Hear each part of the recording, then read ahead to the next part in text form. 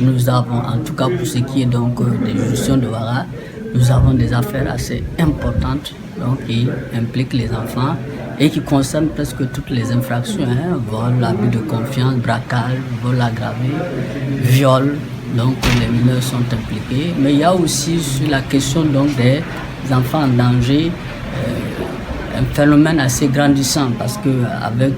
notre proximité avec les autres pays, la Côte d'Ivoire, le Niger, ainsi de suite, il y a beaucoup d'enfants qui quittent, filles comme garçons, qui viennent, qui se retrouvent donc dans la rue et qui sont récupérés par les structures qui les envoient donc à notre niveau pour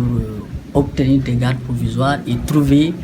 les voies et moyens pour les ramener donc dans leur pays respectifs. Mais à l'intérieur même ici, il faut voir que sur la question des enfants en danger, c'est quand même assez criard. Soit que ce sont des enfants de la rue, soit que ce sont des enfants bâtonnés, soit que ce sont des enfants qui vivent avec, dont les parents sont séparés et la marâtre donc, de l'enfant les maltraite et ça crée beaucoup de problèmes. De plus en plus, les différents acteurs, c'est-à-dire les associations, sont conscientes donc de la situation et ne manquent pas donc de recourir au service donc des juges des enfants pour pouvoir les protéger. Il faut dire que quand même, je suis juge des enfants depuis 2014, mais il faut dire que chaque année, il y a un volume important d'enfants qui sont impliqués dans les infractions, mais aussi d'enfants qui sont en danger. Seulement, c'est qu'il y a beaucoup de mesures favorables qui sont en train d'être prises pour la réinsertion de ces enfants-là. Les insuffisances, c'est surtout les centres de placement, parce que nous n'avons pas assez de centres pour pouvoir empêcher que les enfants aillent dans les maisons d'arrêt. Donc ça fait que souvent on va vouloir placer donc, les enfants donc, dans les centres conformément à l'article 77 de la loi 15/2014 portant protection de l'enfant en conflit avec la loi, qui dit que lorsque nous pensons que nous pouvons donc réinsérer l'enfant, au lieu de laisser l'enfant donc en prison, il faut ordonner son placement. Mais il y a beaucoup de cas qui, avec les enquêtes donc, des services sociaux,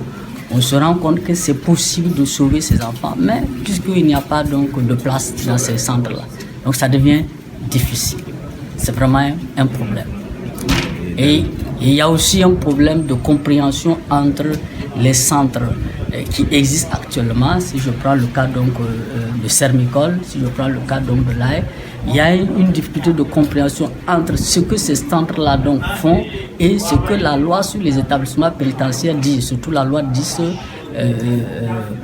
2017 portant définition des établissements pénitentiaires. Parce que dans cette loi, on dit que ces types de structures sont des structures privatives de liberté, sont des établissements pénitentiaires, ce qui n'est pas conforme à la notion de justice pour mineurs qui voudrait que, en réalité, les enfants ne soient pas privés de leur liberté. Donc si on considère ces centres comme étant donc, des établissements pénitentiaires, c'est que ça ne va pas dans le sens de l'intérêt donc, des enfants. Mais en réalité, si on lit la loi fondamentalement, on se rend compte que c'est une mauvaise interprétation parce que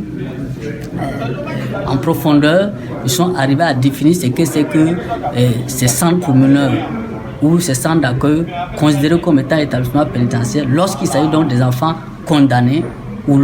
à des peines fermes ou lorsqu'il s'agit donc des enfants qui sont mis sous ordre de garde provisoire et ainsi de suite. Mais alors qu'en l'état actuel donc, de ces différents centres, nous on envoie les enfants directement là-bas sans les condamner à des peines fermes. Donc on ne peut pas les considérer comme étant donc, des établissements pénitentiaires. Et même si on les considérait, c'est que ce n'est pas normal. Il faut revoir la situation pour que nous puissions être dans l'esprit donc, des conventions internationales en matière de protection des enfants qui veut que la privation de la liberté soit le dernier recours.